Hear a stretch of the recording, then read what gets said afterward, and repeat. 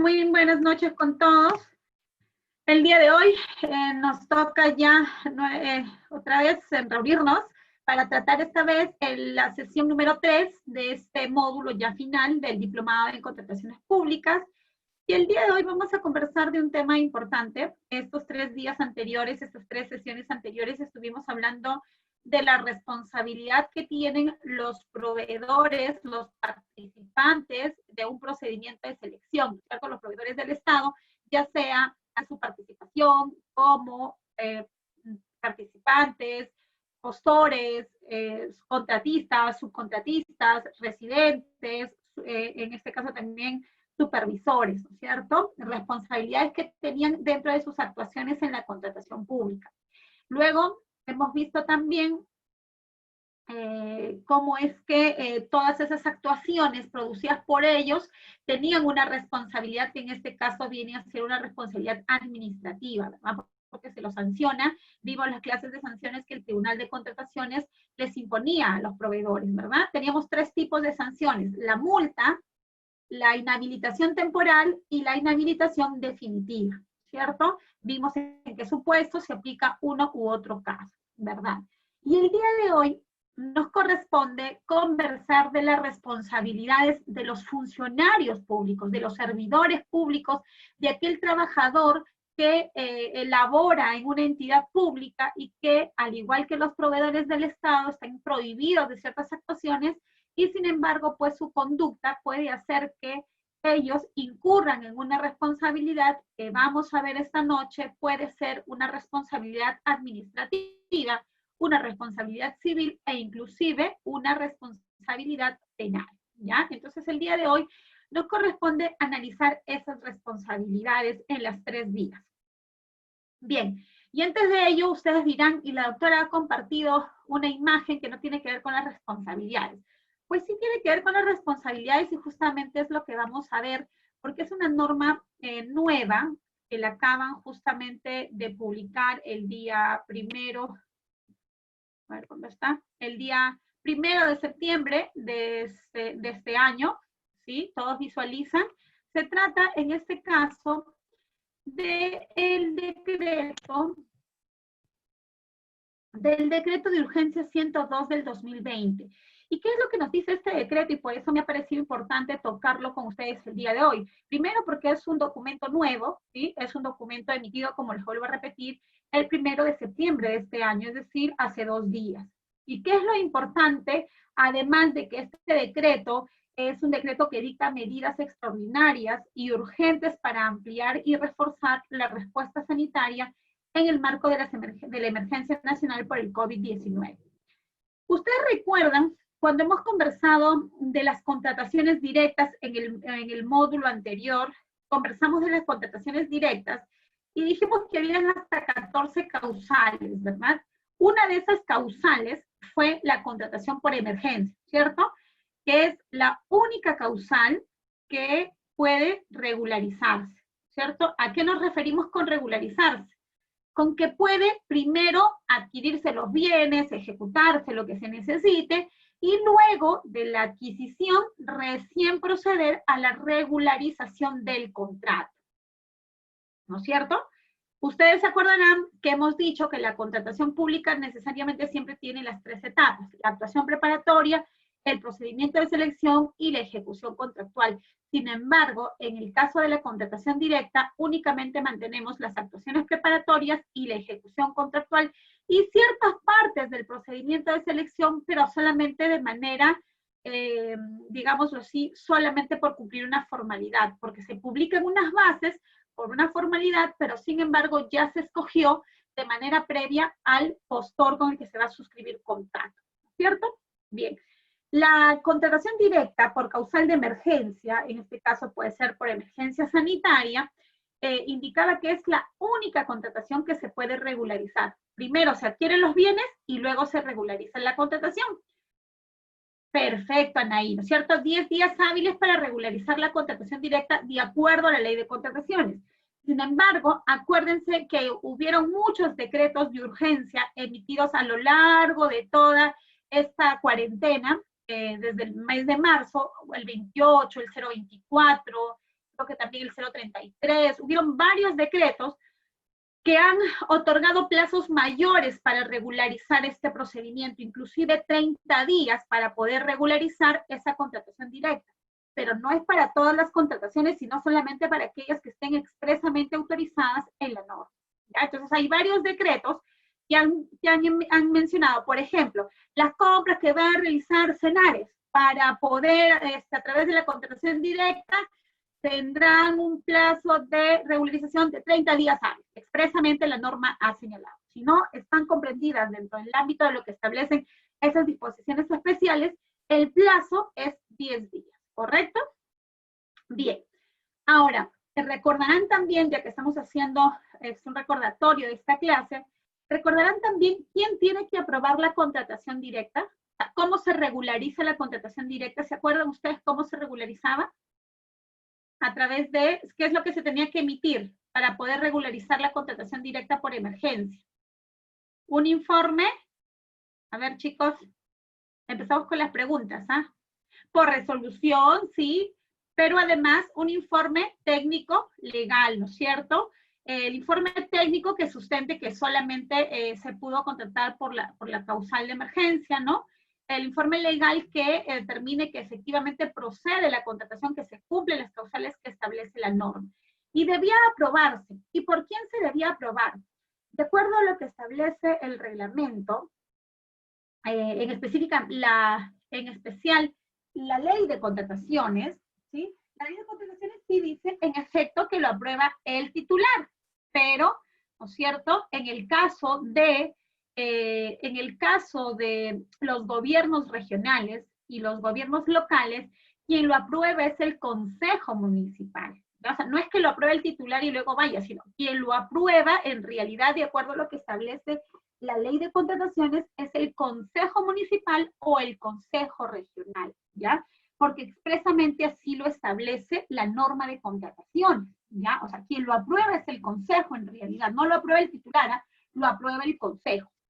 O sea, en este caso de la contratación directa, el titular, llamémoslo así, viene a ser específicamente el Consejo Municipal o el Consejo Regional para el caso de la contratación directa, porque vuelvo a indicarles, así lo establece expresamente la norma de contrataciones, ¿ya?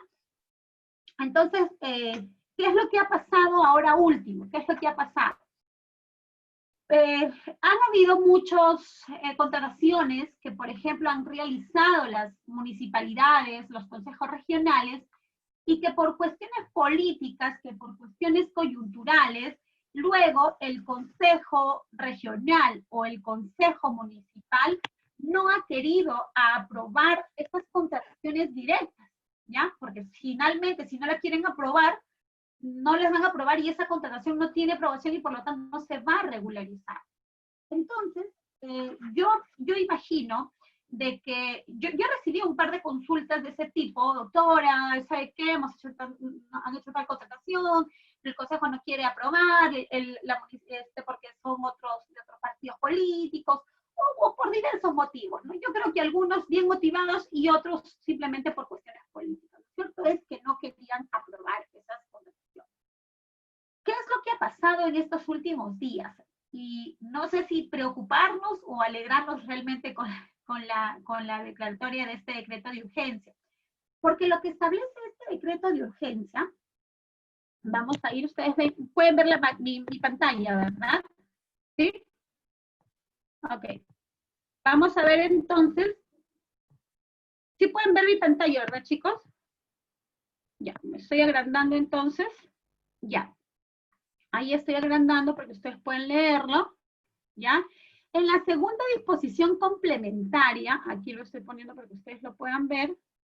En la segunda disposición complementaria final, estoy yendo aquí, fíjense qué es lo que establece. Ah, lo disminuyo, ok. ¿Ahí está bien? Listo. ¿Qué es lo que establece la segunda disposición complementaria y final? Establece que se autorizan a los alcaldes y a los gobernadores regionales de manera excepcional para poder aprobar las contrataciones directas que se efectúen en el marco del literal B del artículo 27 del TUO de la norma, ¿correcto? ¿Qué es lo que dice el 27? Vamos a ver lo que establece el artículo 27, y literal B dice, ¿no es cierto? El 27 literal B es la contratación directa por la situación de emergencia, ¿ya? Entonces señala que se autorizan a los alcaldes y a los gobernadores regionales de manera excepcional a aprobar esas contrataciones directas que se efectúen por una situación de emergencia, ¿correcto? Aprobado como consecuencia de la situación de emergencia por el brote del COVID-19. Respecto de las contrataciones, y aquí viene lo importante, respecto de las contrataciones que se encuentren pendientes de regularización, así como de aquellas que se realicen a partir de la entrada en vigencia del presente decreto de urgencia, ¿ya? Las contrataciones directas aprobadas estarán sujetas a rendición de cuentas ante el Consejo Regional o el Consejo Municipal según corresponde. Entonces, ¿qué quiere decir? Que si, por ejemplo, pasaba en algunos casos lo que les estaba comentando, que, por ejemplo, el Consejo Regional o el Consejo Municipal no quería aprobar una contratación directa porque creía, por allí vamos a imaginar, el alcalde pues habría contratado de manera irregular la contratación, ¿no es cierto? Simplemente el consejo no lo aprobaba y se quedaba sin aprobar esa contratación, ¿verdad? En cambio ahora, con esta disposición complementaria y transitoria, está señalando que se van a autorizar para que directamente sean los alcaldes y los gobernadores para que regularicen aquellas compras que ya hayan hecho y que estén pendientes de regularización, o las compras que se realicen a partir de la entrada en vigencia de esta norma. Entonces ya no va a ser necesario que el alcalde le pida a su consejo, por favor, apruébeme realmente la contratación, ¿no? Entonces, yo publiqué este post justamente hace unos días en las redes sociales del estudio, y claro, o sea, digamos que yo lo había visto de una manera, de una perspectiva que me parecía que era una oportunidad para poder gestionar más rápido, ¿no? Porque a veces es cierto que se ponen trabas innecesarias para poder gestionar, pero sin embargo, de los comentarios que recibía, había muchos comentarios que mencionaban que esto era una disposición muy favoritista para que los alcaldes puedan hacer lo que quieran, puedan comprar y puedan hacer sus famosos faenones, y puedan realmente contratar con sus amistades, etcétera, ¿no? Sin ningún tipo de control. Entonces, esos son buenos los comentarios en contra y también los comentarios, digamos, a favor, en el sentido de que sí es necesario, pues, contar, ¿no? Contar con una decisión mucho más rápida, porque en efecto, podría pasar de que los consejeros no quieran, pues, aprobar esa contratación simplemente porque no son partidarios del alcalde, en todo caso, de esa gestión, ¿no? O porque simplemente es difícil que todos los consejeros se reúnan, tal vez no pueden sesionar y por lo tanto no pueden tomar decisiones. Ante esta situación de emergencia, Luis Antonio, te agradecería por favor que apagues tu cámara. Gracias. Entonces, no sería pues en este caso dable que los alcaldes tengan que estar esperando estas situaciones para que se apruebe, ¿ya? Su compañera Jesslyn por ahí, Giancarlos menciona, eso era lo más conveniente, pero ahora. Jesslyn dice, así es, son direccionados. Anaí menciona, favorecer al amigo conocido, no para por en realidad se puede prestar a muchas cosas, ¿no? Porque digamos que no va a haber una presión política para que se aprueben estas contrataciones. Sin perjuicio, esta disposición complementaria señala que igual deben ser sometidos a la rendición de cuentas, ¿no? Es decir, tienen que, en este caso, a someterlas al Consejo, pero finalmente ya está aprobada, pues, ¿no? Ya la someteré a rendición de cuentas, pero ya está aprobada la contratación. Finalmente ya hay un destino del dinero público porque se tiene que pagar porque está aprobada esa contratación, ¿no? Bien, entonces eso era lo que quería comentarles, ya que el artículo 27 de la ley señala que en este caso quienes aprueban la contratación, como les mencioné, el artículo 27.2 señala que es el Consejo Regional, ¿ya? O el Consejo Municipal. Se presta para la corrupción. Sí, en efecto, podría ser un caso, ¿no? Un caso de los muchos en realidad, ¿no? Sabemos que realmente estamos ante una coyuntura bastante complicada, puesto que al parecer ninguna de las medidas adoptadas por el gobierno es la que más nos favorece, ¿no? En todos los aspectos. Entonces yo creo que sí, pues este tipo de normas tal vez se hagan con con la mejor de las intenciones, pero el sentir del pueblo, el sentir del ciudadano es que en efecto se están habilitando, por allí decían, no, claro, se les deja a las autoridades para que puedan hacer lo que quieran y así no reclamen nada, ¿no? Entonces me dejas tranquilo, me dejas que yo haga acá y yo también te dejo que tú hagas allá, ¿no? Una cosa así. Pero bueno, finalmente es cuestión de percepciones. Yo cumplo con informarles lo que tenemos ahora para que ya sea de su conocimiento, ¿ya? Bien, ahora sí entonces vamos. A ver, su compañero administrador dice, el tema es que el gobierno central ya no se da abasto. Claro, pero igual esta era una contratación que siempre correspondía a los gobiernos, ¿no? Sino que ahora se está dando facilidades para que ellos mismos las aprueben y ya no aprueben a través de los consejos regionales ni los consejos municipales. Sí, es cierto, es que el gobierno central estamos colapsados, pues, o sea, tiene que ver todo, ¿no? Lamentablemente estamos en una situación bastante complicada y a veces tomar decisiones en este escenario no es fácil, ¿no? Es más fácil criticarlo o es más fácil decir lo que salió mal que realmente tomar las decisiones y las alternativas, ¿ya? Sí es, finalmente, aquí viene lo que menciona su compañero Víctor, finalmente yo creo que puede ser, su compañero Percy menciona, es temporal esta disposición. Bueno, en tanto esté vigente esta norma, va a estar vigente, ¿no? ¿Sí? Se entiende que es a partir de la vigencia hasta que en todo caso se diga, se acabó la vigencia de esto, ¿no? Hubiera sido bueno que en todo caso se precise que en este caso, ¿cuál sería el periodo de vigencia, ¿no? Así como ustedes recuerdan el tema de la suspensión de la elevación de observaciones, estableció un rango de tiempo, ¿no? Dijo, desde tal fecha hasta tal fecha. Aquí vemos que es como una especie de modificación, pero no dice modifíquese la norma de contrataciones, solamente dice autorícese, ¿no es cierto? De manera excepcional, ¿cierto? Entonces es una medida, se entiende que es de manera temporal, habrá que ver cuál va a ser el futuro legal de esto, porque tendríamos dos normas, la norma de contrataciones que no está siendo modificada por esta disposición, pero que sin embargo sí se está autorizando de manera excepcional, ¿ya? Así es, exactamente, debería haberse puesto. Sí, en efecto, solamente menciona que es la emergencia sanitaria, acá menciona, porque perdón, solamente por emergencia, no precisa que sea sanitaria, ¿no? Pero sí emergencia, pero aquí sí menciona que tiene que ver con el brote del COVID-19. Entonces, si estamos con ello, en efecto, es todo lo que tenga que ver con emergencia por el COVID-19. ¿Sí? Esperemos que pronto se solucione. Ya llegaron las vacunas, 3.000 vacunas chinas. A ver, vamos a ver cómo nos va con este invento de los chinos para poder salvar el mundo entero de esta pandemia. ¿Ya? Entonces, como ya mencionan sus compañeros, pero finalmente, la decisión que tome, ¿por qué les mencionaba esto? La decisión que tome cualquier funcionario, sea el alcalde, sea el regidor, sea el jefe de logística o cualquier servidor público, las decisiones que tomen van a estar siempre supeditadas a una responsabilidad, que es el tema que vamos a tratar el día de hoy. Puede ser que ese alcalde, puede ser que ese teniente alcalde, que ese gerente de logística, estén realizando acciones de corrupción. Puede ser, no vamos a negar ello. Pero al fin y al cabo van a existir procedimientos, tanto administrativos, civiles y penales, para poder sancionar a estos malos funcionarios. Y vamos a ver cuáles son justamente esas responsabilidades en las que pueden incurrir, ¿ya?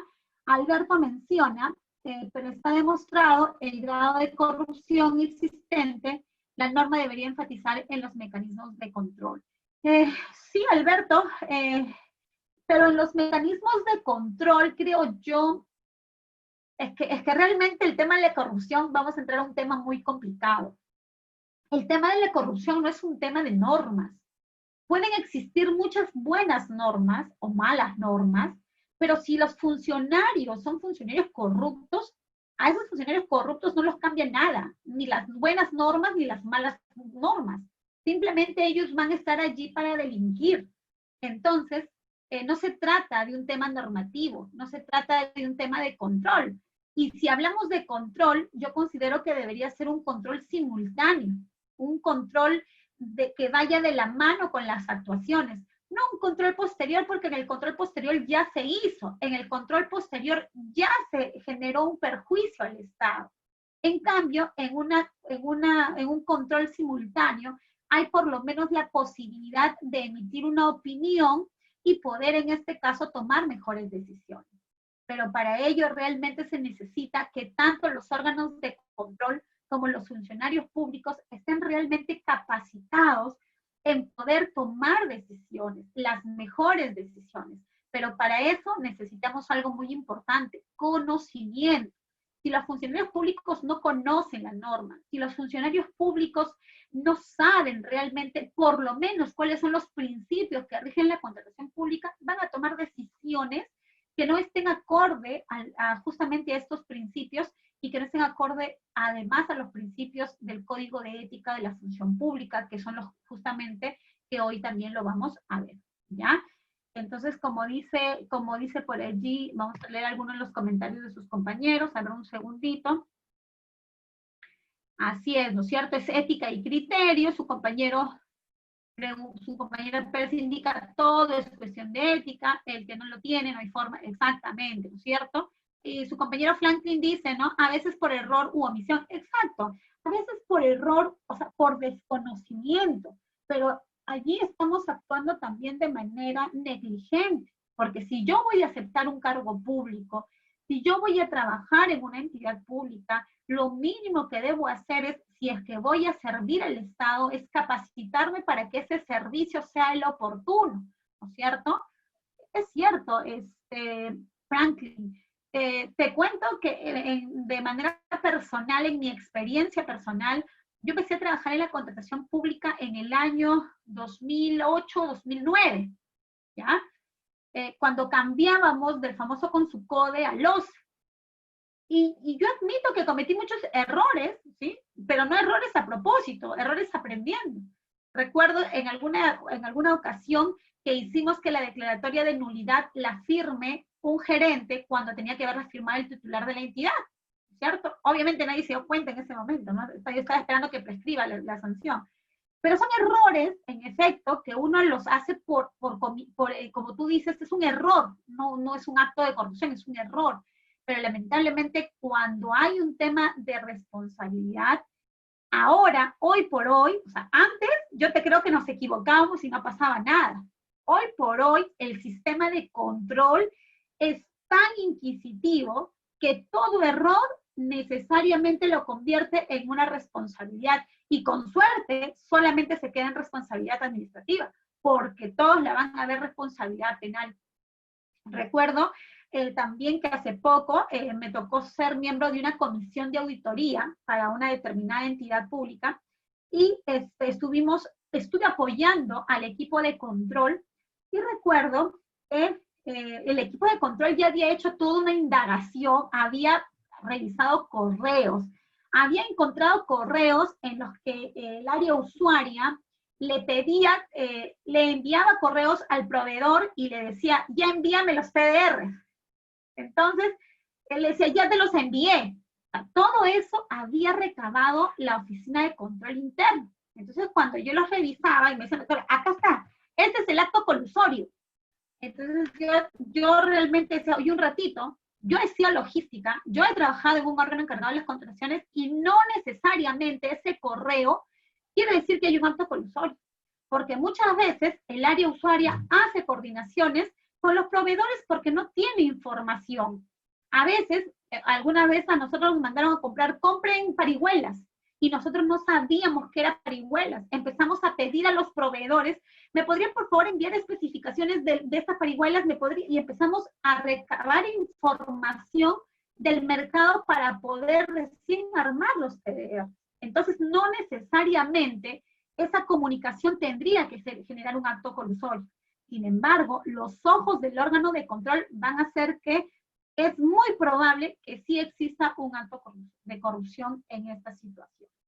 ¿Ya?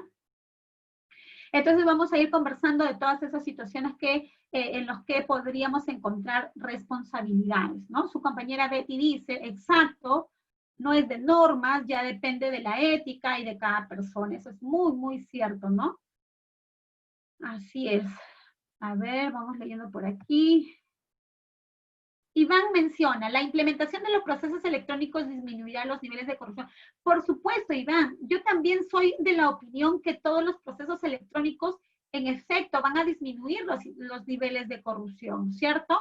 Eh, hace poco te les cuento que logramos con un proveedor del Estado traernos abajo un proceso de selección que a todas luces estaba direccionado, o sea, era una cuestión, o sea, que saquen un proceso donde la competencia sea libre y que gane el mejor postor, bien, pero que saquen unas bases totalmente direccionadas, vulnerando la norma de contrataciones sin importarle lo que establezcan las opiniones, las resoluciones del tribunal ni nada, eso ya es demasiado descaro, ¿no? Pero como sabía esta entidad que estaban suspendidas las elevaciones de observaciones, entonces hicieron lo que quisieron, literalmente, ¿eh? Porque los funcionarios cuando quieren hacerla, la hacen bien. Entonces sabían que no se podía solicitar elevación de observaciones, así es que en el pliego dijeron, bueno, es el área usuaria es lo que ha pedido y así se queda. Entonces, no, dijimos, ¿no? Vamos con todo. Hicimos denuncias a la Contraloría, al órgano de control interno, enviamos los documentos correspondientes. Bueno, ha pasado un buen tiempo, pero al fin y al cabo se logró realmente que el titular de la entidad diga, oye, repito, acá pasa algo.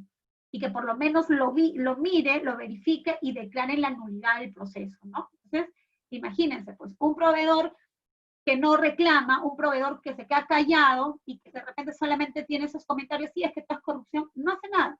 Tenemos que estar allí en la lucha, o sea, tenemos que estar allí exigiendo a los funcionarios, a las autoridades públicas, que la norma de contrataciones no sirve para cubrir sus intereses, sino para satisfacer las necesidades de las entidades públicas y que deben procurar una mayor participación en todos los proveedores, ¿no?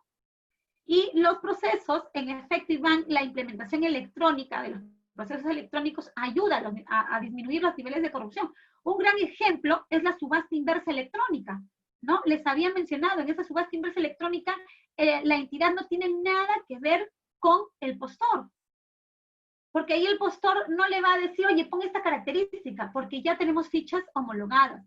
Para ello se necesita un trabajo de coordinación a nivel del sector privado, el sector público, para poder homologar la mayor cantidad de bienes posibles, ¿cierto? Al menos en el caso de bienes. Tal vez en el caso de servicios sea difícil, pero al menos en el caso de bienes sí se puede homologar la mayor cantidad de objetos posibles, ¿no? Para hacer procesos electrónicos donde solamente discutamos el precio. En cuestión de servicios, sí, tal vez se tengan que discutir cuestiones adicionales y habría que ir buscando ciertos filtros para mejorar estos mecanismos de corrupción. Así es.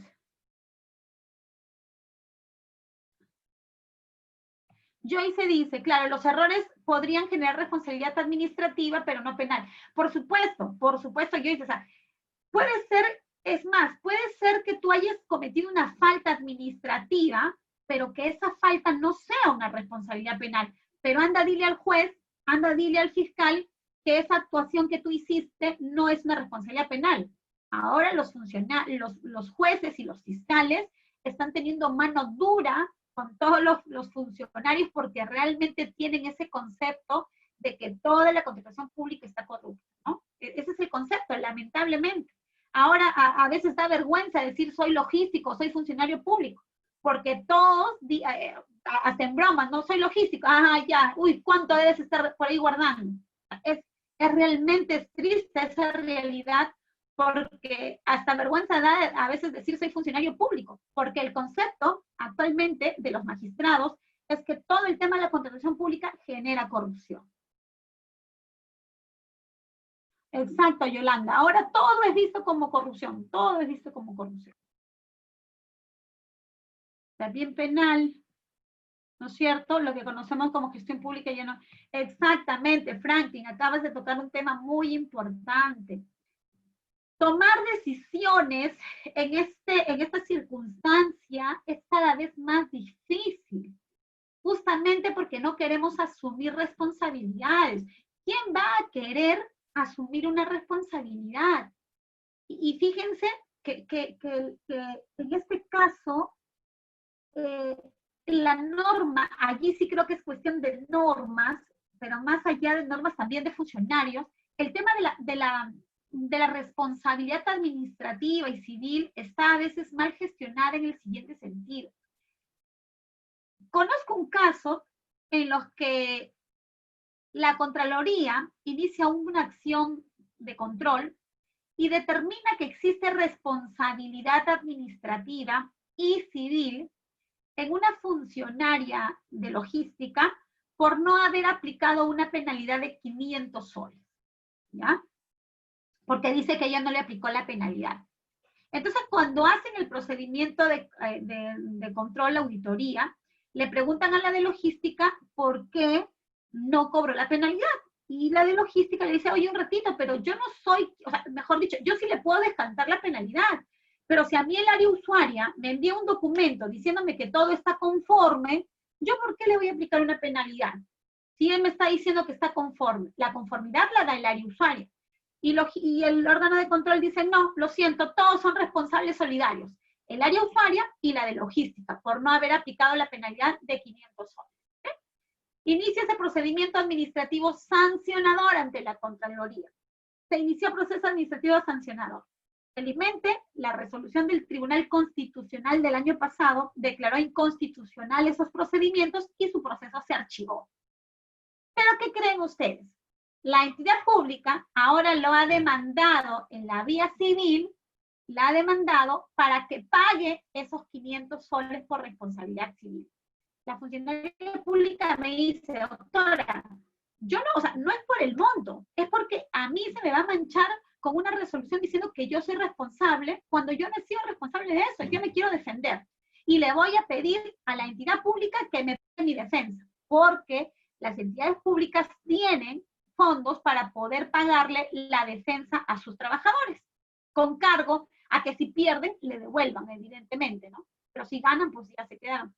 Entonces, imagínense, la entidad le está patrocinando la defensa a esta funcionaria pública, que evidentemente su defensa, el pago de la defensa es mucho mayor a la supuesta responsabilidad. Entonces, todo el gasto que se está generando para el Estado por una responsabilidad realmente insignificante, ¿no? 500 soles de una supuesta responsabilidad debería en esos casos merituar si es que es importante irte a un proceso en este caso civil para determinar esa responsabilidad, ¿no?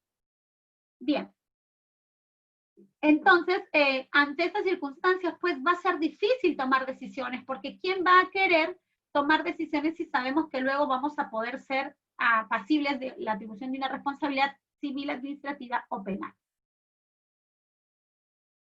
Iván menciona,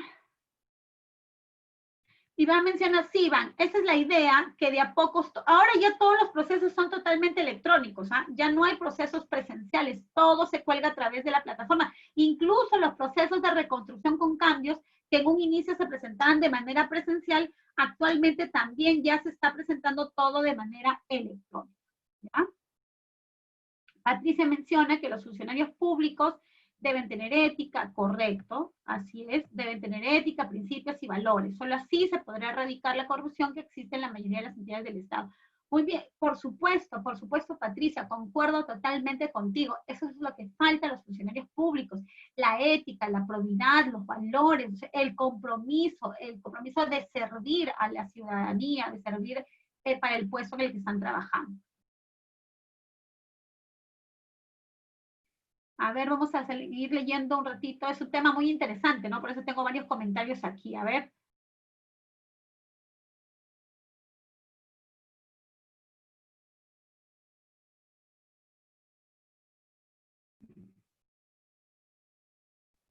El problema de la ética y la lealtad es que no todos están de tu lado cuando quieres hacer las cosas bien y te terminan sacando.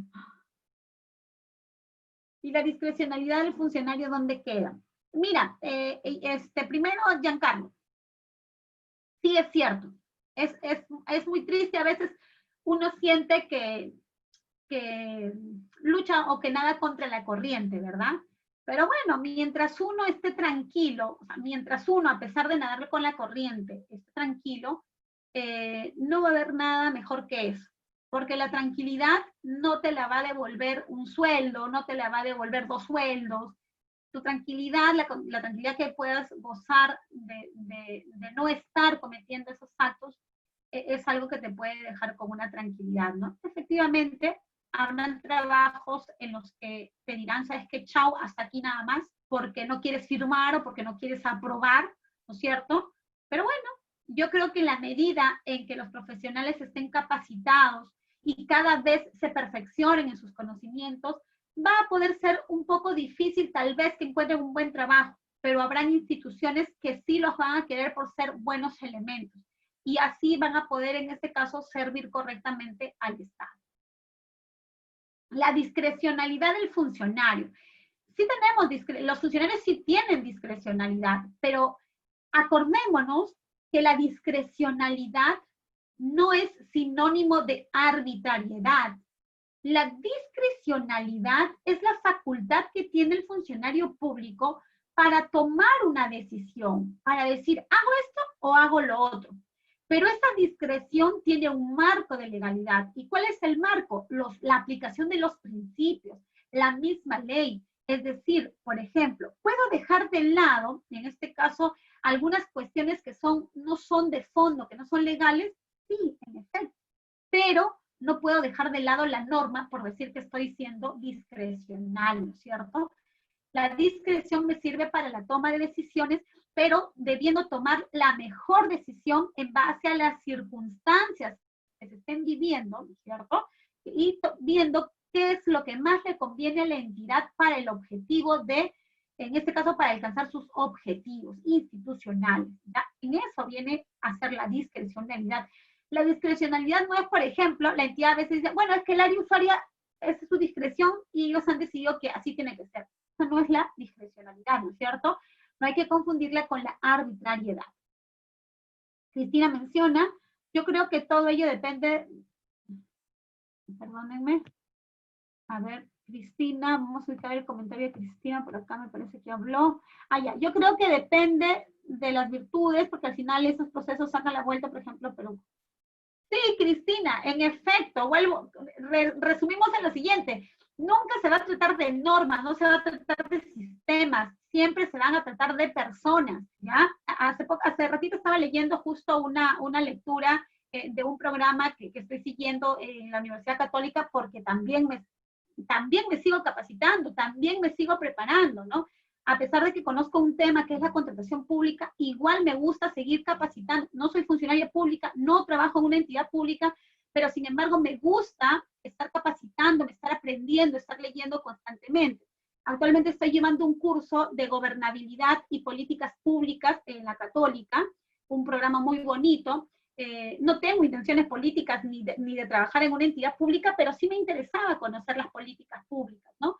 Y justamente veíamos que todo depende realmente de la educación, todo depende de lo que recibamos como ciudadanos para poder erradicar todos estos problemas, ¿no? Lamentablemente estamos mal en el sistema educativo, estamos mal en el sistema de salud, ¿no es cierto? Que son políticas públicas.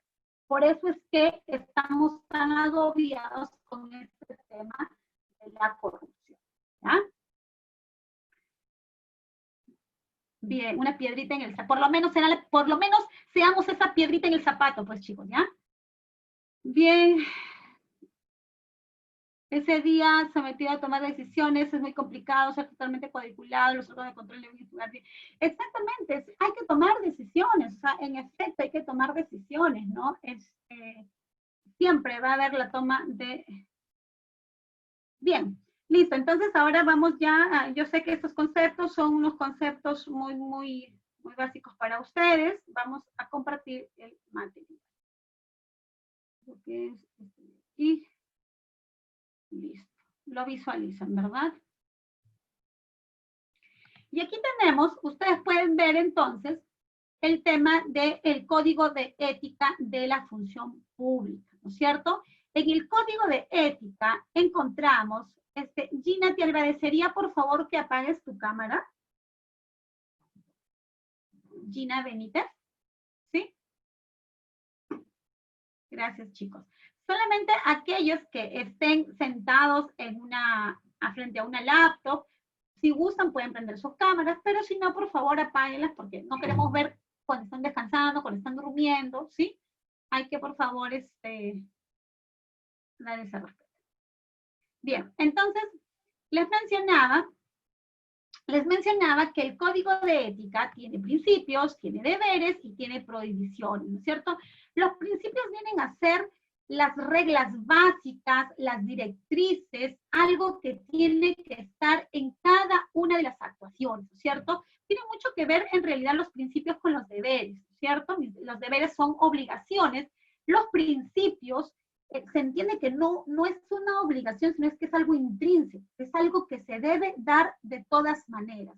¿Cuáles son los principios en el Código de Ética de la Función Pública? Tenemos el respeto, la probidad, la eficiencia, la idoneidad, la veracidad, la lealtad y obediencia, la justicia y equidad, y la lealtad al Estado de Derecho, es decir, al respeto constitucional de todos los derechos que en este caso tiene un Estado democrático, ¿cierto? Esos son los principios entonces que rigen la función pública. Todo funcionario público debe tener marcado estos principios. Sin embargo, por ejemplo, vemos funcionarios que amanecen dormidos, borrachos ante un carro, vemos funcionarios que gritan a la policía y que hacen lo que quieren.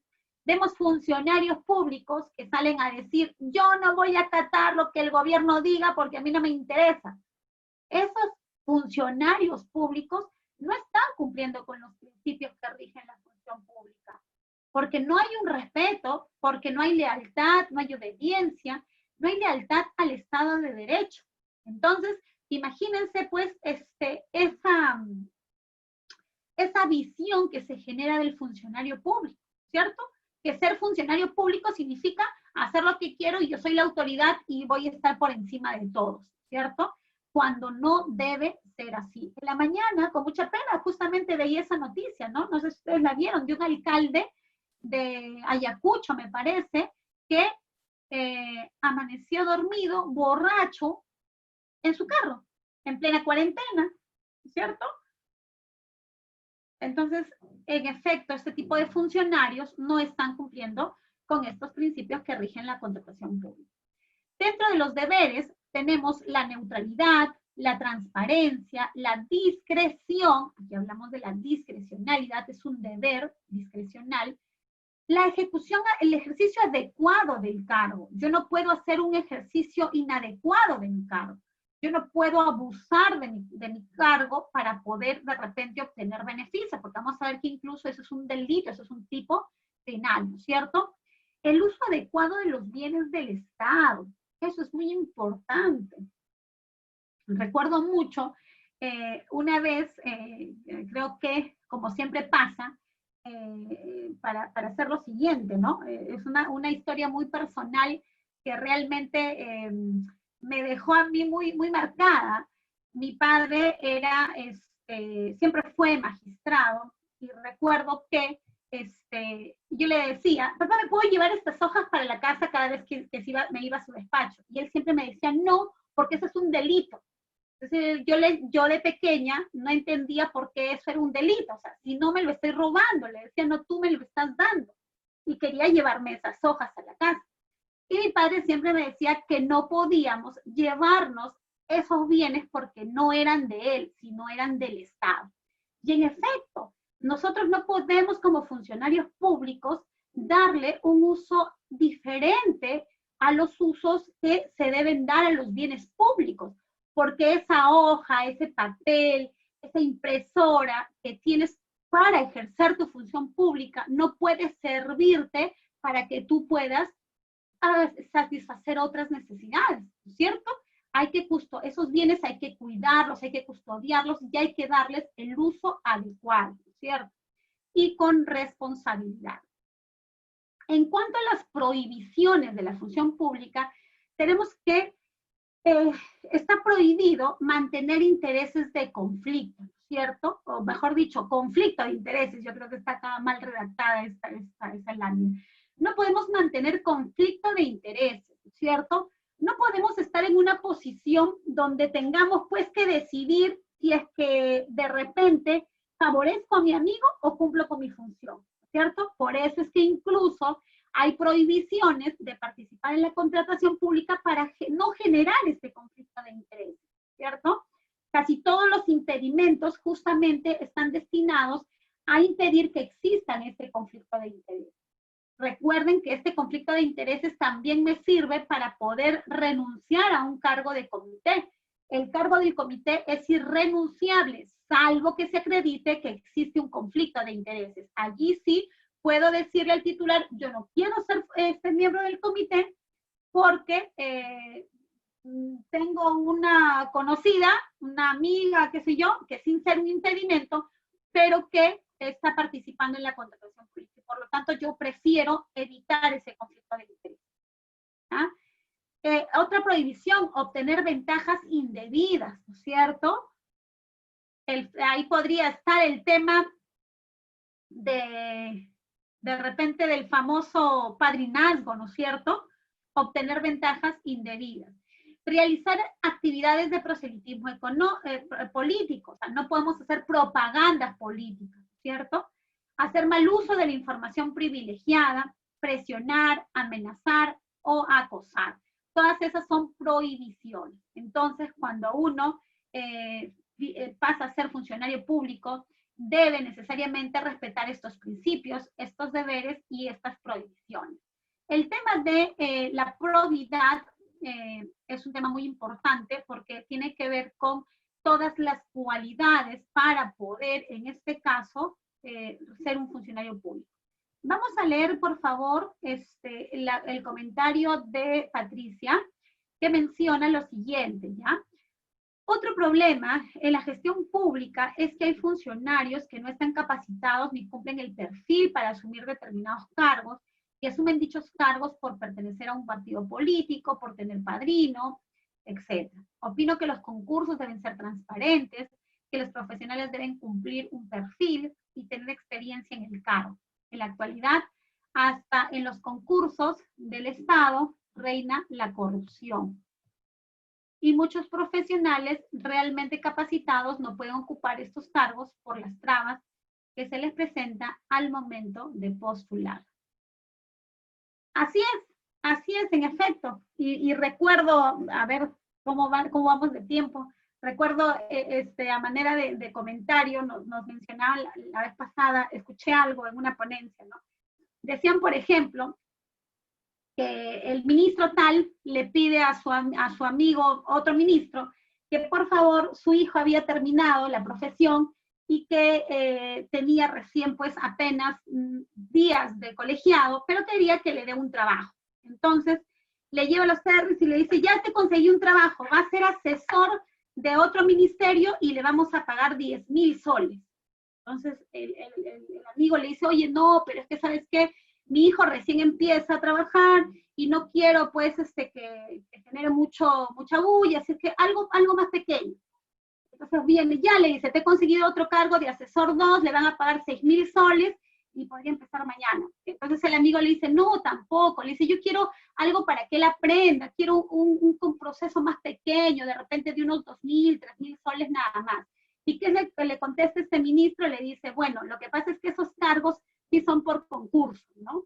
Eso también, por ejemplo, es otra realidad, ¿no? Tenemos contratos, tenemos cargos a los que se acceden realmente sin cumplir el menor de los requisitos, es el famoso cargo de confianza, ¿cierto?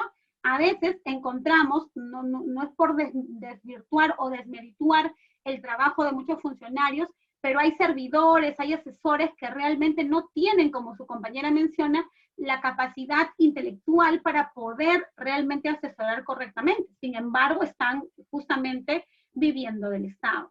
Pero eso es parte de lo que mencionábamos al inicio, es parte de un todo, es parte del sistema. Se creó el tema de servicio civil para mejorar justamente esas calificaciones del personal, pero están pues en curso, estamos en pañales, digamos, en esto del servicio civil. porque la idea es que sea una meritocracia, ¿cierto? Que cada uno acceda a los cargos, ya no por confianza, sino por meritocracia, ¿cierto? Por los méritos que tienes, cuáles son los grados, cuál es tu experiencia, cuál es tu expertise, ¿cierto? Así es, cuando es un cargo de confianza, lamentablemente ingresan sin ningún tipo de perfil, sin ningún tipo de experiencia, y exacto, pues por eso es que luego existe el famoso, la famosa devolución de favores, ¿no? Y así pues va siendo, esos cargos grandes son para ellos nada más, los demás que se peleen por los CAS, ahí están para que los profesionales, los que tienen maestría, los que se esfuerzan haciendo sus cursos, ellos sí se peleen por los casos, ¿no? Ellos pueden quedarse a pelear por los casos. Es triste, es muy, muy triste. Yo también reniego realmente de esa función, sobre todo cuando hay a veces funcionarios que están en grandes puestos y que realmente pues uno sabe que no conocen lo suficiente, ¿no? Que sin embargo por ser el famoso Richard Swing, a ver, ¿no? Siendo asesor, ¿no? Cuando deben haber muchos profesionales que cumplen con ese perfil para poder de repente brindar estos servicios. Pero como no tiene el padrinazgo, como no tiene de repente esta llegada, cercanía a los poderes políticos, pues está peleándose por un proceso caso, ¿cierto? Así es. Ya no reneguemos, muchachos, mejor sigamos capacitándonos porque sé que vamos a poder cambiar nosotros de a poquitos el sistema. Es cierto. Es cierto. Por eso también diré, o sea, ¿no? Que, miren, desde el año, discúlpenme que de repente en la clase toque temas personales, pero desde el año 2015 decidí apostar por la independencia, decidí apostar por ser libre e independiente, y realmente les puedo comentar que no hay mejor opción, al menos es lo que yo les puedo contar y transmitir desde mi experiencia, de ser independiente, ¿no? De saber que estás donde estás por ti mismo, por tus logros, y que no le debes nada a nadie y que simplemente puedes seguir ejerciendo tu función de acuerdo a las capacidades que tengas, ¿no? Eso es lo más importante, ¿no? Me han ofrecido muchas veces acercarme nuevamente a la administración pública, pero para ser sinceros, prefiero estar de espectador, aportar desde donde corresponda, con la capacitación a los funcionarios, comentándoles las cosas que deben hacer, cómo tienen que hacer, y para poder en este caso llevar una correcta administración, ¿no? Yo siempre, por si acaso, igual a los funcionarios, cuando son mis alumnos, cuando yo estoy a las clases, siempre me tomo un tiempo para contestar los correos, para contestar los chats, y a veces están, doctora, tengo esta situación, y realmente con el mayor de los gustos siempre trato de por lo menos guiarlos y decirles qué es lo que la norma establece, ¿no? Ya finalmente son decisiones las que cada uno debe tomar, pero sí me gusta informar con la ley en mano para que cada uno sepa qué decisión tomar, ¿ya? Bien, entonces la responsabilidad de los funcionarios públicos y los servidores públicos, ya los mencionamos, es una responsabilidad administrativa, es una responsabilidad civil y una responsabilidad penal. ¿Cuál es la fuente de estas responsabilidades? La norma establece que la ley 27785, que es la ley del Sistema Nacional de Control, hay muchos que dicen, doctora, pero la ley 27785 ha sido declarada inconstitucional. No, la ley 27785 no ha sido declarada inconstitucional. El procedimiento sancionador de la Contraloría ha sido declarado inconstitucional porque no tiene claramente establecidos los tipos administrativos. Y la norma señala que cuando vas a sancionar, los tipos administrativos deben ser expresos, deben ser concretos, no pueden ser subjetivos para que puedan entrar, cualquier tipo de situación pueda calzar dentro de esa conducta, ¿ya? Entonces, por eso es que se les ha mandado a revisar su plana, a hacer su tarea, a enmarcar mejor los tipos administrativos para poder seguir con la función sancionadora, ¿ya? Tu compañera Lilia menciona, no es solo conocimiento, son valores. no es que no haya profesionales capacitados, no hay profesionales en los beneficios propios, sí es cierto. Bien, Giancarlo, en el caso de un nombrado, ¿cómo se procedería con los actos de corrupción? Igual, ya sea un nombrado o ya sea un CAS o ya sea cualquier tipo de funcionario tiene responsabilidad. Ahora vamos a ver acá en un momentito, por ejemplo, hay muchos que dicen, no, yo soy funcionario o yo soy servidor. Les cuento que para el tema de la responsabilidad penal, de acuerdo a lo que establece el Código Penal, son servidores públicos todos los que trabajan para el Estado, independientemente de cómo se llamen o cuál sea su régimen, o sea, todos, funcionarios, todos están dentro de la palabra servidor público para el caso de las responsabilidades penales. Así es que ninguno de ellos se puede salvar, ni nombrado, ni CAS, ni de confianza, ni nada. ¿Ya? Ahorita lo vamos a ver en un momentito. Aquí vemos el tema de las responsabilidades de los funcionarios y servidores públicos.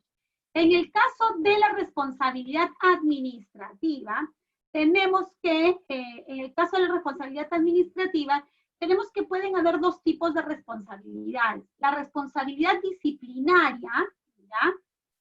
Y la responsabilidad funcional, ¿ya? La responsabilidad disciplinaria, que está a cargo de servir, ¿cierto? Aquellas entidades que están a cargo de servir, y la responsabilidad funcional, que está a cargo de la Contraloría General de la República a través de su potestad sancionadora, pero que ha sido suspendida y que ahora quien está viendo esta responsabilidad son las mismas entidades, ¿cierto? Ya la Contraloría no está llevando a cabo procesos de responsabilidad administrativa, ¿ya?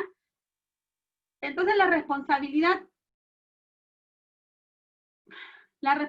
administrativa disciplinaria es aquella que exige al Estado, a los servidores civiles, por faltas previstas en la ley que cometen en el ejercicio de sus funciones o en la prestación de servicios, iniciando para tal efecto el procedimiento administrativo disciplinario, ¿no es cierto?, a cargo de servir. Y el funcional es cuando se contraviene el ordenamiento jurídico administrativo y las normas internas de la entidad a la que pertenece. Se encuentra vigente o extinguido el vínculo laboral contractual al momento de su edificación. Es decir, se pueden iniciar un procedimiento de responsabilidad funcional aun cuando ya no seas trabajador de la entidad. Tú ya no estás trabajando, pero podrían en ese caso iniciarte un procedimiento administrativo, ¿ya?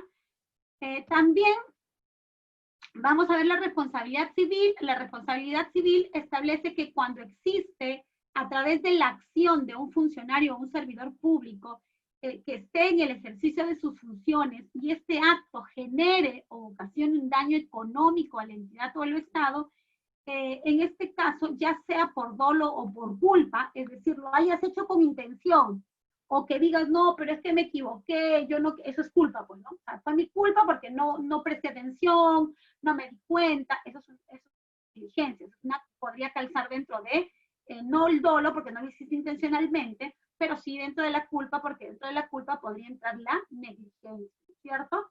Entonces, cuando se acredite, por ejemplo, no cobrar penalidades, dice su compañera, ¿no? De repente tú no te diste cuenta, o sea, pero fue un actuar de negligencia, ¿cierto? Tú como área usuaria, por ejemplo, ¿cierto? No te diste cuenta y en ese caso, pues, igual, como has generado un perjuicio, puedes en este caso responder civilmente, ¿no? También, por ejemplo, la responsabilidad civil a veces genera en lo siguiente, ¿no? Que a mí me parecía allí un poco complicado, porque para determinar la responsabilidad civil se tiene que establecer cuál es el daño, porque la responsabilidad civil debe estar cuantificada. Yo no puedo decir, se ha generado un daño económico a la entidad, por lo tanto tiene responsabilidad civil. Tengo que establecer cuál es el monto de ese daño, tengo que cuantificar, ¿ya? Entonces yo he visto algunos órganos de control que, por ejemplo, mencionaban responsabilidad en el órgano encargado de las contrataciones porque había determinado un valor estimado de la contratación sobreestimado o sobrevalorado, ¿no? Creo que sí se los comenté en algún caso, el caso en el que, por ejemplo, el OEC solicita cotizaciones de camionetas y luego de 3 años el órgano de control realiza una auditoría y dice, ¿sabes qué? Esas camionetas estuvieron sobrevaloradas. Entonces, la diferencia de esa sobrevaloración es el perjuicio ocasionado al Estado, ¿no? Por ejemplo, ¿ya? Todos, ok, muy bien. Los locadores también tienen responsabilidades, como te vuelvo a indicar, independientemente del régimen, para el tema, en este caso penal, igual tienen responsabilidades. Al locador no vas a poder hacerle, en este caso, una responsabilidad disciplinaria, ¿no es cierto? Porque no, en este caso funcional, porque no tiene él, el locador no está sujeto a subordinación, ¿no es cierto? El locador cumple una función específica y no está sujeto a una subordinación, ¿cierto? Bien, correcto. Bien, y la responsabilidad penal es aquella en la que incurren los servidores o funcionarios públicos que en ejercicio de sus funciones han efectuado un acto u omisión tipificado como delito de acuerdo a lo que establece el Código Penal. ¿Ya? Vamos a ver cuáles son los más comunes, ¿ya?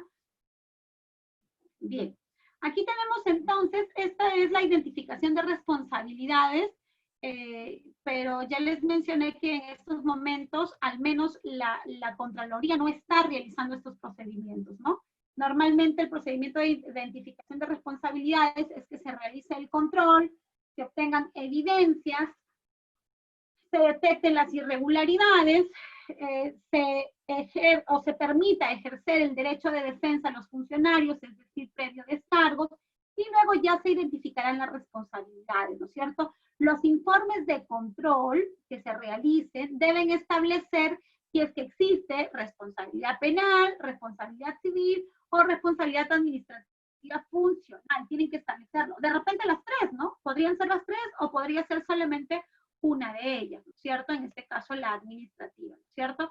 Si se trata de una responsabilidad penal, entonces se va a derivar al Ministerio Público y al Poder Judicial para que sigan las acciones correspondientes, ¿no? El Ministerio Público realmente, ¿qué pasa a ser el titular de la acción penal?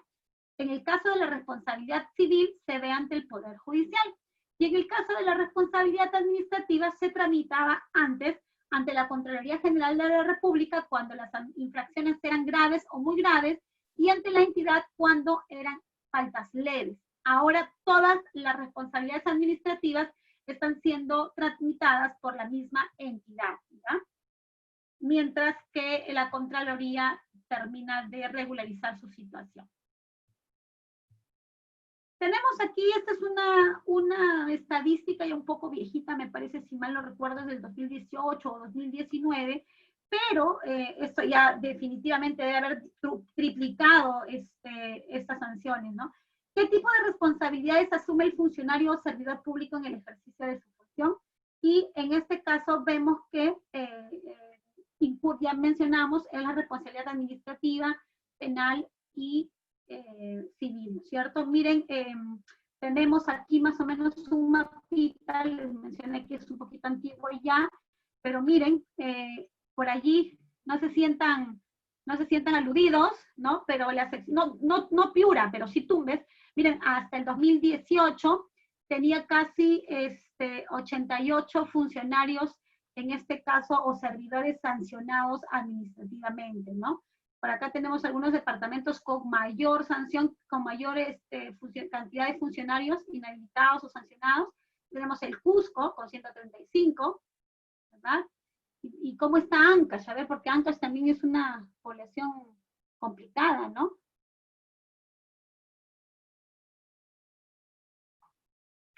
Bien, Giancarlo, lo que pasa es que te comento que lo que mencionas es que antes teníamos la ley de la Contraloría y en la ley de Contraloría se establecían cuáles eran las faltas.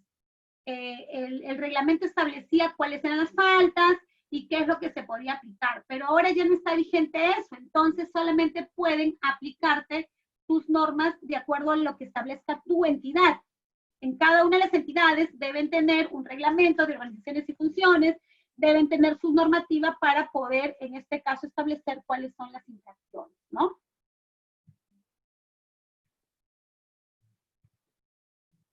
Bien. ¿Cuáles son los principales delitos, en este caso, de corrupción de funcionarios? Los delitos más comunes son el peculado, la colusión, la negociación incompatible, la malversación, cohecho activo, cohecho pasivo y la concusión. Ya vamos a hablar muy rápido, no es una clase de derecho penal, así es que solamente para tener una idea por cultura general. El tema del peculado se aplica cuando el funcionario o servidor público se apropia o utiliza en cualquier forma para sí o para otro dinero, bienes que se le hayan confiado en condición de su cargo, ¿no es cierto? Por ejemplo, tengo esta computadora que es de mi oficina, pero yo me la llevo para hacer los trabajos en mi casa. ¿Puede constituir o no? Claro, es un peculado de uso, ¿no es cierto? O por ejemplo, a veces las funcionarias tienen dinero en caja. Sucedió en una entidad, la jefa de oficina de caja se cogía el dinero. O sea, evidentemente cuadraba todo, ¿no? Y a fin de mes su caja estaba cuadrada, pero cogía el dinero para hacer juntas y luego evidentemente completaba la caja. Pero una vez de pronto hicieron un cierre de caja y le faltaba dinero y no sabía cómo explicarlo. Allí se dieron cuenta de que es lo que hacía. Evidentemente esa funcionaria terminó siendo sancionada, ¿no? Bien, tenemos también el delito de colusión. Este arqueo de caja, correcto, le hicieron un arqueo de caja así, inopinado, y con eso la descubrieron, ¿no? Tenemos el delito de colusión, que es un pacto ilícito. Este delito ya incluye a un tercero, ¿no? Ese es un pacto. La colusión implica un pacto colusorio, un pacto de hacer algo malo. ¿Entre quién? Entre el funcionario y servidor público y un tercero que esté interesado para engañar o defraudar patrimonialmente al Estado o un organismo del Estado en el marco de una contratación pública, ¿cierto? Este es el delito más común, el tipo más común en el caso de y la negociación, ¿no? En el caso de las contrataciones públicas, ¿ya? Esto ya acarrea la participación de un tercero, es decir, puede ser el funcionario y el contratista, ¿no es cierto? Que se ponen de acuerdo para poder defraudar al Estado. ¿Cómo comprueban el pacto? Bueno, el pacto colusorio se puede probar de muchas formas, ¿no? El Ministerio Público hace investigaciones, hace levantamiento del secreto de comunicaciones, el levantamiento del secreto bancario, las comunicaciones por WhatsApp, etcétera, ¿no? Ni se imaginan toda la información que la policía o el Ministerio Público hace, ¿no? Una vez que te tienen en la mira, te han chequeado todo, ¿no? O sea, te han visto WhatsApp, te han visto llamadas telefónicas, correos, etc. Y fíjense que el Ministerio Público hace sus seguimientos, ¿no? Ya están siempre haciendo estas escuchas telefónicas de tiempo. O sea, no es que, creo que cuando detienen a alguien no es por la simple casualidad, sino porque ya lo tienen justamente mapeado, ¿no? Ya le han hecho un seguimiento y por lo menos tienen no indicios, sino pruebas suficientes para poder actuar. Este tema también de la colusión, como necesitan probar un acuerdo colusorio, a veces los órganos de control interno no se van tanto por la colusión, sino más bien se van por una negociación incompatible, porque la negociación incompatible, que es muy parecida a la colusión, no necesita probar el pacto colusorio, ¿ya? En cambio, la colusión sí debe probarse cuál es ese pacto colusorio. También tenemos la negociación incompatible. En este caso, la negociación incompatible o aprovechamiento indebido del cargo se configura cuando este funcionario público o el servidor, ya sea de forma directa o indirecta, se interesa indebidamente en provecho propio o de un tercero o de cualquier contrato para operación en la que interviene, ¿no? Fiscales por lo general no demuestran la culpa. Exacto, es que ya en un tema penal hay diversas resoluciones del Tribunal Constitucional o casaciones, sentencias en las que establece que el pacto colusorio se presume que existe un pacto colusorio cuando tienes otros indicios, ¿no? Pero bueno, eso ya es un tema de materia probatoria, ¿no? Por lo general no logran demostrarlo, pero sí con eso sentencian, ¿no? O sea, el fiscal acepta indicios para poder determinar que existe colusión. Les decía que la colusión y la negociación se parecen mucho por el tema de la defraudación, pero en la colusión necesita un pacto colusorio Y en la negociación no necesito que hayas quedado mal con alguien, simplemente que tú estás haciendo para favorecer a alguien, ¿ya? La malversación, en este caso el funcionario incurre en este delito cuando los fondos, en este caso que son asignados, ¿no es cierto?, para la entidad,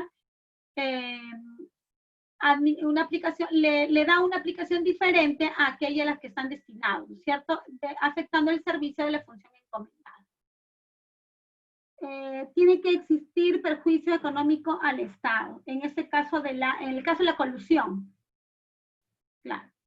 La malversación de fondos, por ejemplo, tú tienes un presupuesto para poder destinarlo para determinada actividad y sin embargo te gastas el dinero. Te gastas el dinero que ya está presupuestado para pagar las obras o para pagar algo que ya está presupuestado, ¿cierto? Y te lo has gastado en otra situación. Por eso es que no puede destinarse el dinero que no esté con partida presupuestal. A veces hay proveedores que dicen, doctora, pero no me quieren pagar porque dicen que no tienen dinero. La pregunta es, ¿cómo te dicen que no tienen dinero si esa contratación está certificada? Se entiende que ese dinero está guardado para que puedan pagar esas contrataciones. Eso es una malversación. Utilizar, yo te digo, toma para que compres arroz y vas y compras, lo has gastado, pero vas y compras agua. Oye, pero también te traje el agua, sí, pero no lo gastaste en algo que fue distinto a lo que yo te dije. Eso es una malversación de fondos. Bien, tenemos el cohecho activo. El cohecho activo incurre en delito de cohecho activo quien ofrece, ¿ya?, o da o promete a un funcionario un donativo, una promesa, ventaja o beneficio para que realice actos en violación de sus obligaciones. La contraparte de esta figura penal es el cohecho pasivo. Es decir, cohecho activo comete aquel que ofrece. Cohecho pasivo lo comete aquel que recibe, ¿cierto? Hay dos tipos. Cohecho activo es el que ofrece, en este caso podría ser el proveedor del Estado, el que está fuera, ¿no es cierto? Y el cohecho pasivo lo cometerá aquel funcionario que, en este caso, reciba ese dinero, ¿ya? A ver, dice una pregunta, ¿qué ocurre? Pero si ocurre una emergencia y usan el dinero, ahí sí puede decir. No, lo que pasa es que cuando, o sea, no puedes utilizar ese dinero mientras no exista o sea, si lo haces a través de una resolución, cambiando los fondos, o sea, por ejemplo, ahora salen normas, ¿no? Normas presupuestales y dice, transfiérase de la partida tal a la partida tal para poder ser utilizado en dichos fondos. Ahí no hay problema porque hay un cambio en este caso, de disposiciones presupuestales. Pero mientras no exista eso, si tú te gastas ese dinero en algo que no correspondía, eso es una malversación, ¿ya? La modificación presupuestaria no es una malversación, son temas presupuestales que sí tranquilamente se pueden hacer. Pero la modificación presupuestaria no implica que quites la certificación presupuestal, sino es que el dinero que tienes programado para algo puedas cambiarlo de partida, ¿no? Ya no te va a servir para pagar estas partidas, sino para otras partidas, ¿ya? Bien. No les pagan al personal de terceros por pagar a los proveedores. También se están gastando el dinero, ¿no? El cohecho activo, ya vimos entonces, el cohecho pasivo, ¿no es cierto? Ya saben, ¿ah? El cohecho activo, el que da, y cohecho pasivo, el que recibe, lo que se conoce como la famosa coima, ¿no es cierto? Bien. La concusión viene a ser el delito por el cual el funcionario o servidor público, abusando de su cargo, obliga o induce a una persona a dar o prometer indebidamente para sí o para otro un bien o un beneficio patrimonial, ¿no es cierto? Aquí es distinto, o sea, aquí el funcionario público no es el que está siendo, digamos, acosado para cometer un delito, sino más bien es el funcionario público quien, abusando de su cargo, en este caso, induce o obliga a una persona a prometer algún beneficio, ¿cierto? Esa es la famosa concusión. Los delitos de corrupción, miren, tenemos aquí en los que les he explicado, el peculado es el que tiene mayor incidencia, 36%, la colusión, la negociación incompatible. Evidentemente, estos casos son al 2018. Yo creo que si se hace una actualización de estos, los de colusión y de negociación incompatible deben haber crecido, pero de manera abismal. ¿Ya? Aquí tenemos entidades con mayores casos de corrupción, tenemos que las más, entre comillas, las más corruptas son las municipalidades distritales, ¿ya? Luego tenemos las provinciales, luego tenemos la Policía Nacional, los gobiernos regionales, y así, ¿no? Los ministerios del Estado. Fíjense, el más pequeñito es el Congreso de la República, aunque de repente está por ahí mal estas estadísticas, ¿no?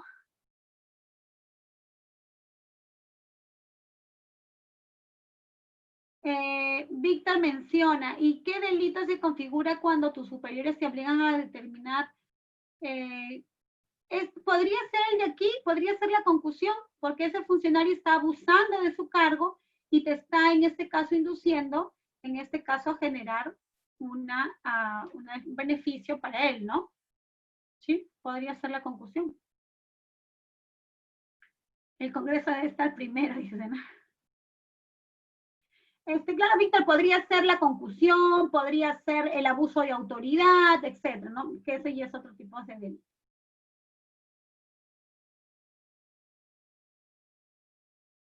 Bien, tenemos aquí, a ver, pregunta, ¿no? Esta es una pregunta para ustedes. ¿Qué significa ser íntegro?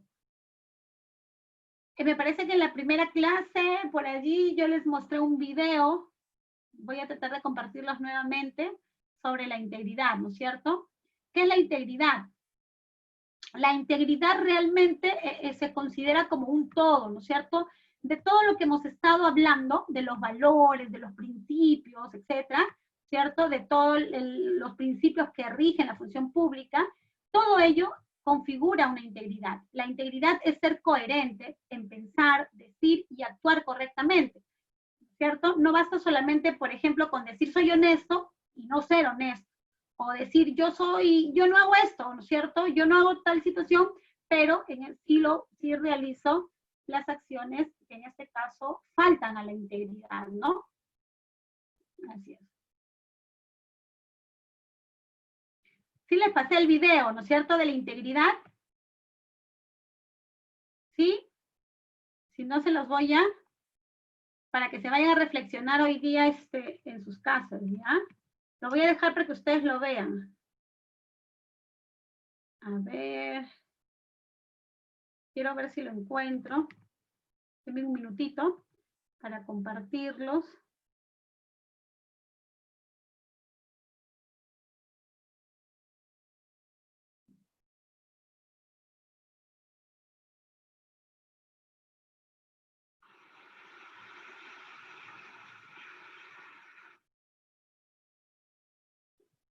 Bueno, sí, aquí se los paso para que ustedes lo puedan visualizar en casa. ¿Ya? Es parte de una película que se las recomendé mucho.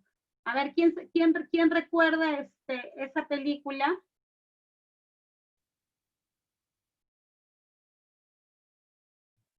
¿Quién recuerda la película que les recomendé? A ver.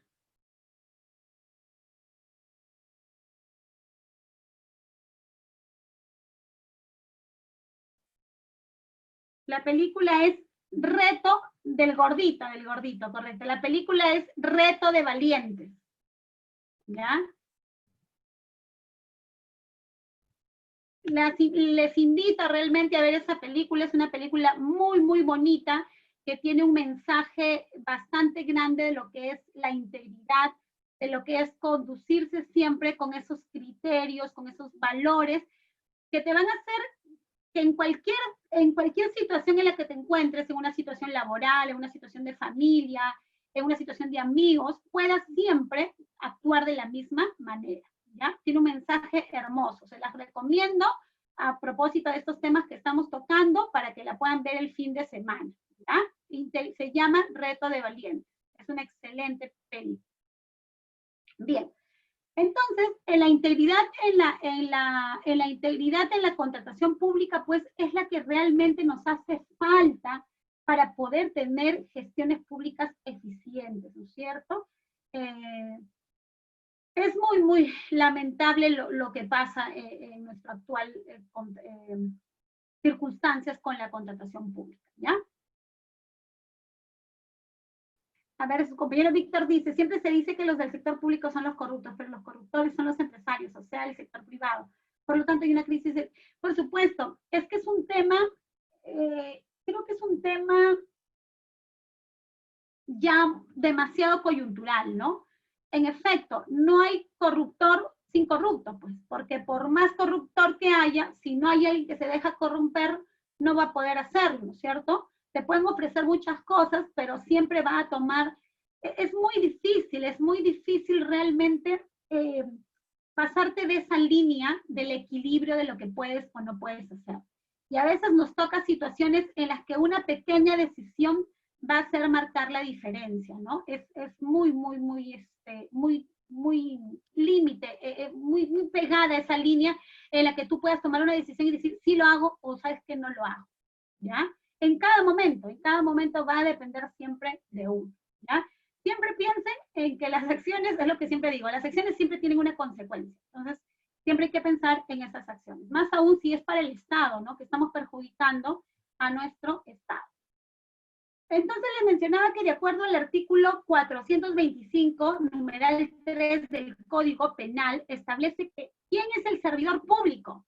Todo aquel que independientemente del régimen laboral, o sea, no importa qué tipo de régimen laboral tenemos, en el que se encuentre, mantiene un vínculo laboral o contractual, aquí están los locadores, porque el locador no tiene un régimen laboral, pero sí tiene un régimen contractual de cualquier naturaleza, con entidades u organismos del Estado, incluidas las empresas del Estado, o sociedades de economía mixtas comprendidas en la actividad empresarial del Estado, y que en virtud a ellos ejercen funciones en dichas entidades y organismos. O sea, también podría entrar tranquilamente aquí un locador para la responsabilidad penal, ¿ya?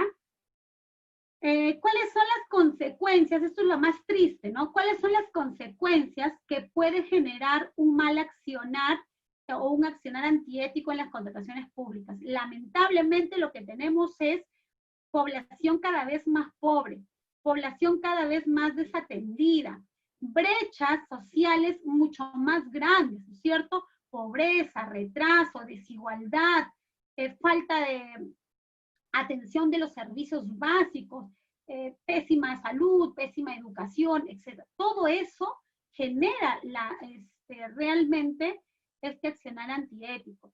Hace poco, para ir terminando, hace poco se han firmado convenios de cooperación técnica de gobierno a gobierno. No sé si ustedes han visto esos tipos de contratos, al menos en las noticias sí lo han escuchado, ¿no es cierto? En esos contratos de cooperación técnica, en otras palabras, con mucha vergüenza, es que el Estado contrata a especialistas externos, a personas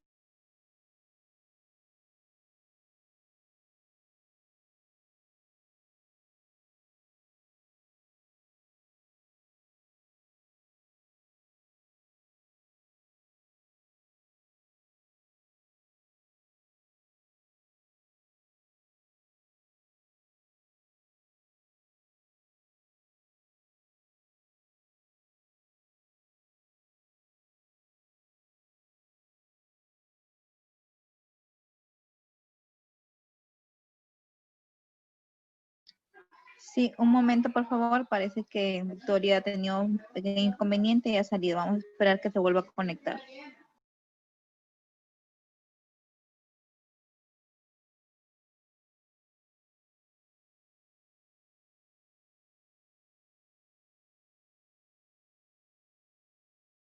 el tema del gobierno a gobierno, ¿no? ¿Y por qué están siendo cuestionados o criticados estos contratos? Porque realmente se van a pagar a estas personas, estos funcionarios que vienen de otros países a enseñarnos cómo se hacen las cosas. Pero ¿saben qué? Hay gente que critica y dice, es mucho dinero el que se va a pagar. Pero tal vez es lo mejor, porque al menos eso parece que va a evitar que exista tanta corrupción, ¿no? Porque es evidente que si puedes corromper a funcionarios públicos de aquí, no vas a poder llegar a esas personas que están viniendo de otros lados, o por lo menos va a ser un poco más difícil, ¿no? Y bueno, comparando lo que se pierde en temas de corrupción a lo que se va a pagar a esos funcionarios, entonces realmente no es que estemos gastando. Asumamos que sigue siendo parte de la coima, pero que por lo menos van a hacer las cosas bien y se van a generar bien.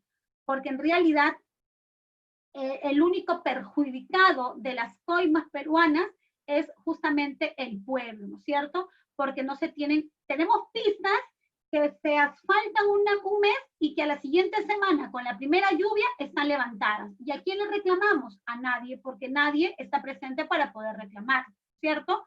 Porque a ese contratista ya le dieron la conformidad, ya le pagaron y se olvidaron, ¿cierto? Así es. O por ejemplo, que rompen esta semana las pistas para poner tubos y la otra semana la rompen para poner cables. Entonces, lamentablemente, todas estas consecuencias de las acciones antiéticas generan consecuencias malas para la sociedad, para los más necesitados, para los más pobres, para los que se esperanzan en tener un buen Estado que los proteja, ¿no? Esa es la realidad, ¿no es cierto? Las dejan rotas. Imagínense, pues, esas situaciones, ¿no? Todas las que vemos en noticias, ya que son de nunca acabar. Bien, en las normas, tenemos normas legales que regulan los diferentes procesos ejecutados, en este caso, por el Estado, ¿no? Tenemos políticas del Estado, el Acuerdo Nacional, que es la política 26, que es supuestamente el tema de la integridad, ¿no es cierto? Tenemos también el Decreto Supremo 044 del 2018, que aprueba el Plan Nacional de Integridad y Lucha contra la Corrupción. Desde el 2018 se está trabajando en poder realmente terminar con estos actos de corrupción, porque se determinó pues que existen redes grandes de corrupción que están acabando con todos los recursos del Estado peruano, ¿no? Es una lástima saber durante años hemos tenido bastante presupuesto, pero que sin embargo ese presupuesto ha sido despilfarrado en temas de corrupción. Tenemos también la resolución 05 del año 2019, que es el plan del OCE, Plan Institucional de Integridad y Lucha contra la Corrupción 2019-2020. Les cuento que el año pasado yo me vi en la obligación de hacer una denuncia de corrupción ante el mismo OCE. Evidentemente no fue muy bien acogida, pero luego no me quedé tranquila hasta que se estableciera la verdad, hasta que se establecieran las responsabilidades del caso, porque sí creo que en efecto se tiene que dar el ejemplo, ¿no? Entonces, el OCE es la institución en donde menos corrupción debe existir, porque es se supone el que regula, el que va a supervisar, ¿no es cierto?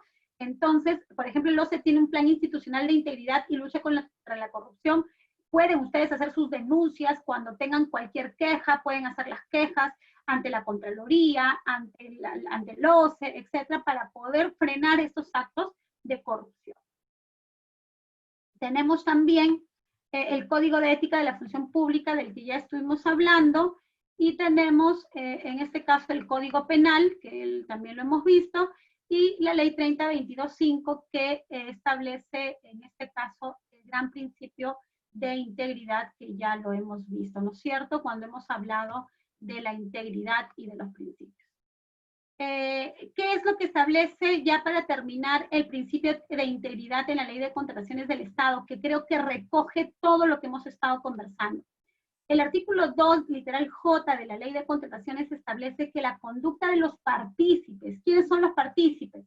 Los funcionarios, los proveedores del Estado, todos los que participan en la contratación pública, ¿no es cierto?, en cualquier etapa del proceso de contratación, o sea, en los actos preparatorios, en la fase de cuando voy a cotizar, cuando voy a participar, cuando voy a presentar consultas, cuando voy a presentar ofertas, y en la ejecución contractual, o sea, en todas las etapas, deben estar guiadas por la honestidad, la veracidad, evitando cualquier práctica indebida, la misma que en caso de producirse debe ser comunicada a las autoridades competentes de manera directa y oportuna, ¿no es cierto?